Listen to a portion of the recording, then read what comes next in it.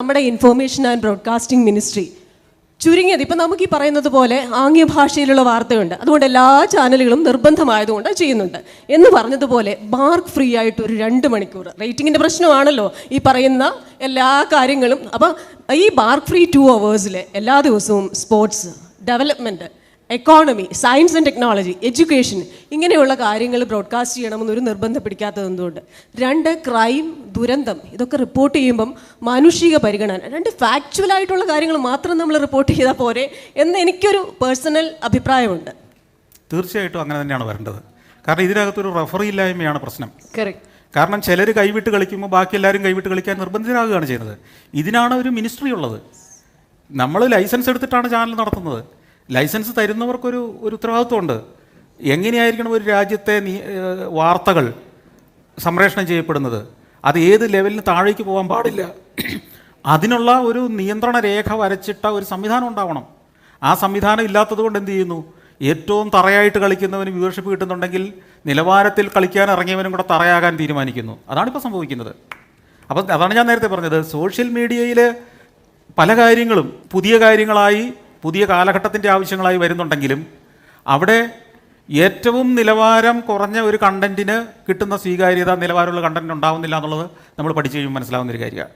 Sir പറഞ്ഞതുപോലെ ഇപ്പം എല്ലാ മാധ്യമങ്ങളും ചെയ്യുമ്പം ഒരു കൂട്ടർക്ക് ഇത് നമുക്ക് മാറി നിൽക്കണമെന്ന് വിചാരിച്ചാലും മാറി നിൽക്കാൻ പറ്റാതെ വരും. ഇപ്പം ഇന്നലത്തെ ഒരു കാര്യം നോക്കിക്കഴിഞ്ഞാൽ KPCC പ്രസിഡന്റ് സ്ഥാനത്ത് നിന്ന് മാറിയതിൽ K. സുധാകരന് നിരാശ എന്ന് അദ്ദേഹം പറയുന്നു. എല്ലാ മാധ്യമങ്ങളും അത് വലിയ ബ്രേക്കിംഗ് ആയിട്ട് കൊടുക്കുന്നു. ശരിക്കും അതിന് എൻ്റെ ജീവിതത്തിലോ സാറിൻ്റെ ജീവിതത്തിലോ മീരയുടെ ജീവിതത്തിലും എന്ത് പ്രസക്തിയാണുള്ളത്? അപ്പോൾ നമ്മൾ പഠിപ്പിക്കുകയാണ്, ഒരു സ്ഥാനത്ത് നിന്ന് മാറിയാൽ അത് നിരാശപ്പെടേണ്ട കാര്യമാണ്.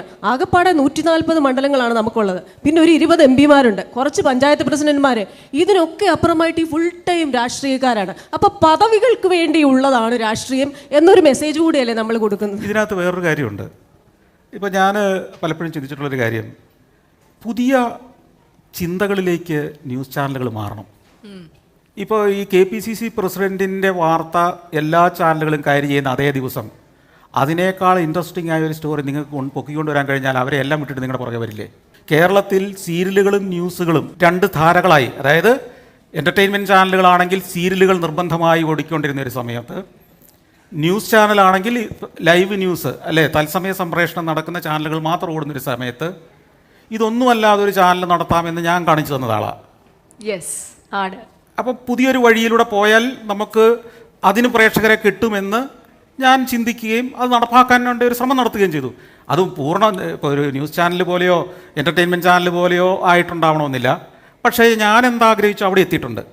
അപ്പോൾ നമുക്ക് ന്യൂസ് ചാനലുകൾക്കും വേണമെങ്കിൽ ഇന്നൊവേറ്റീവായി ഈ പറഞ്ഞ സാധനത്തെ ചലഞ്ച് ചെയ്തുകൊണ്ട് നിങ്ങളുടെ ന്യൂസ് ചാനൽ ഈ പറഞ്ഞ ചർവണം ചെയ്ത ആ വിഷയത്തിൽ എല്ലാ ചാനലും പോകുന്നതിന് പകരം വ്യത്യസ്തമായ ഒരു വിഷയം, മനുഷ്യനെ ആകർഷിക്കുന്ന ഒരു സാധനം, അത്തരത്തിലുള്ള മരുന്നുകൾ റെഡിയാക്കി വെക്കണം കയ്യിൽ.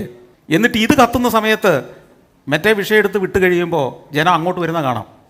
അവിടെ നമ്മുടെ ഭാവന കുറച്ചുകൂടെ ഉണർന്നുകയും നമ്മൾ പലപ്പോഴും ന്യൂസ് ചാനലുകളിൽ സംഭവിക്കുന്നതെന്ന് വെച്ച് കഴിഞ്ഞാൽ ന്യൂസ് ചാനലുകളെല്ലാം ഏതാണ്ട് ഒരേ വഴിയെ പോകാൻ ആഗ്രഹിക്കുന്നവരാണ്.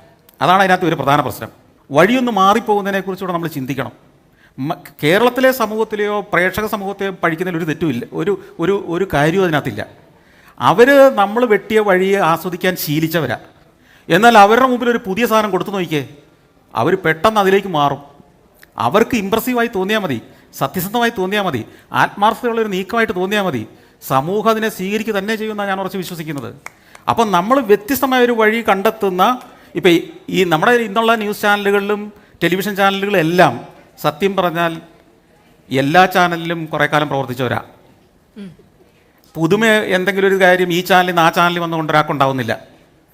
മറ്റേ ചാനലിൽ നമ്മൾ എന്താ ഉണ്ടായിരുന്നു ആ ബുദ്ധിയും ആ അറിവും ആ കഴിവും ആ ആശയങ്ങളുമായിട്ടാണ് ഈ ചാനലിലേക്കും വരുന്നത്. അവിടെ ഇന്നൊവേറ്റീവായ കാര്യങ്ങൾ ഉണ്ടാക്കാനുള്ള ഒരു മത്സരം നമ്മളുടെ ഓരോ ചാനലിലും ഉണ്ടാവണം.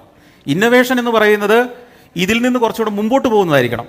അർത്ഥശൂന്യമായ ചർച്ചകൾക്ക് പകരം ഇന്ന് മനുഷ്യനെ സ്വാധീനിക്കുന്ന, മനുഷ്യൻ്റെ കയ്യടി കിട്ടുന്ന തന്നെ എത്രയോ അർത്ഥമുള്ള ചർച്ചകൾ ഉണ്ടാക്കാം.